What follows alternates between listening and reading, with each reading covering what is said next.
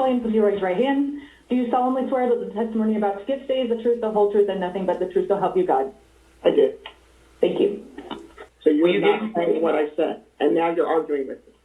Tonight, it's the Phoenix police chief like you've never seen her before, on camera and under oath. She's facing questions about how long some officers were able to keep their lies, crimes, and misconduct a secret.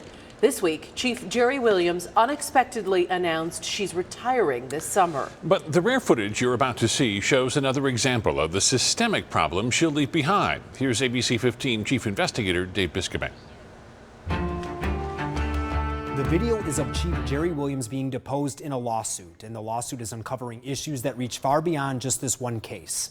It shows that police have routinely sat on misconduct files, usually for months, sometimes a year or more, without notifying defendants. That means there are people out there who did not get fair trials. How many? We don't know, but the person in this case is one of them. Chief Williams, do you know anything about my client, Francis Salazar? Do I know anything about who and who? That's Chief Jerry Williams in a remote deposition October 27th last year. The quote, who and who, is Francis Salazar. A Phoenix woman unjustly sent to prison for almost 2 years because past lies from this dishonest Phoenix cop were never turned over in her case. So my client, her name's Francis Salazar. She's the one that's brought this constitutional claim against the city of Phoenix and against you. Do you know anything about her generally? No, other than she's suing me. And Francis's lawsuit is significant, so let's start at the beginning. Good afternoon, Chief Williams. Good afternoon. You're going to hear, but not see, other people besides the chief. Objection vague. Either the city's attorney objecting, but mostly the attorneys for Francis. When I say Brady, just generally, do you know what I'm referring to? I do. People or individual officers who have been placed on a list due to honesty, integrity, bias, moral turpitude, excessive force, conviction of crimes or committing crimes. This case is all about Brady lists. They track officers with the problems you just heard from the chief. In 1963, the Supreme Court in Brady v. Maryland ruled that police and prosecutors cannot hide exculpatory evidence. That means officials have to disclose that negative information about officers. It should be turned over in a timely fashion. I trust my employees to turn it over in a timely fashion. So how timely has Phoenix been? Well, you're about to see. Can you see that document in front of you, Chief Williams?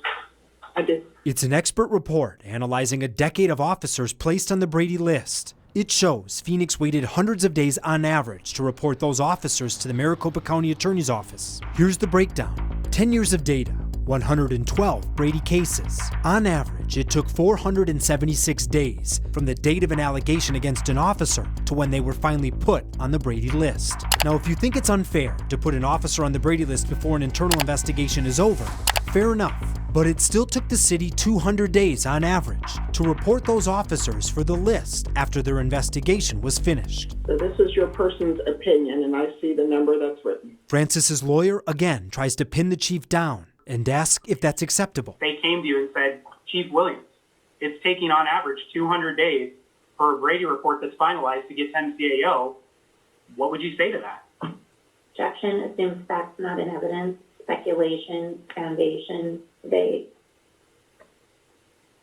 So we're not talking about that as being a factual case. My employees have not come to me.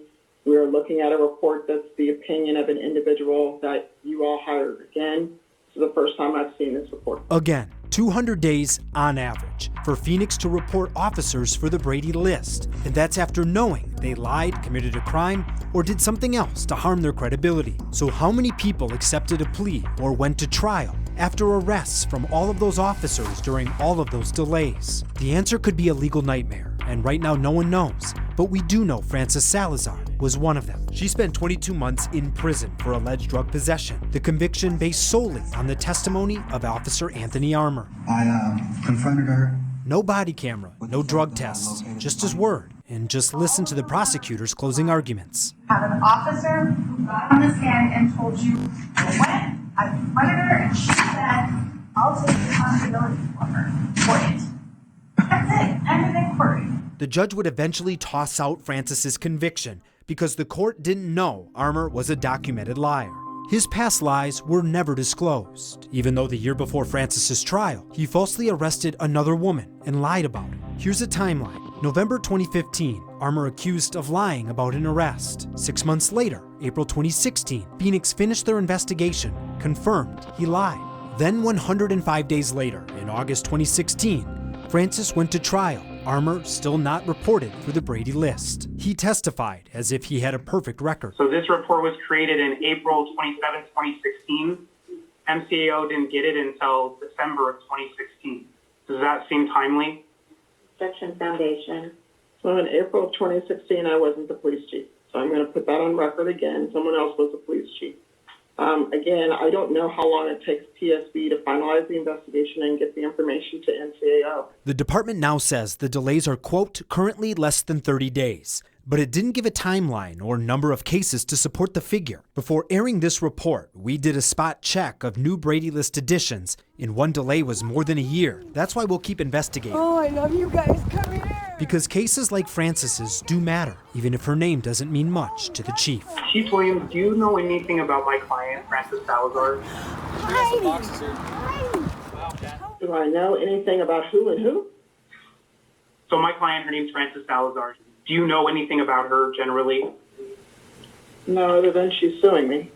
Some important final context on this case. We've reported on it a lot, and it's important for many reasons. The city has paid very close attention. In fact, late last year, they even took us to court to try and get our raw reporting. Our attorneys argued it was a blatant attack on the First Amendment and retaliation for our coverage. Now, the city lost, wasting your tax dollars in the process. I'm investigator Dave Biscobing, ABC 15, Arizona. Dave has spent years investigating problems with Arizona's Brady list. He is the only person to ever compile a comprehensive statewide list, and he's in the process of updating it right now. Dave's coverage on this issue continues next week. You can see all of his past reporting, plus our public database at abc15.com/Brady List.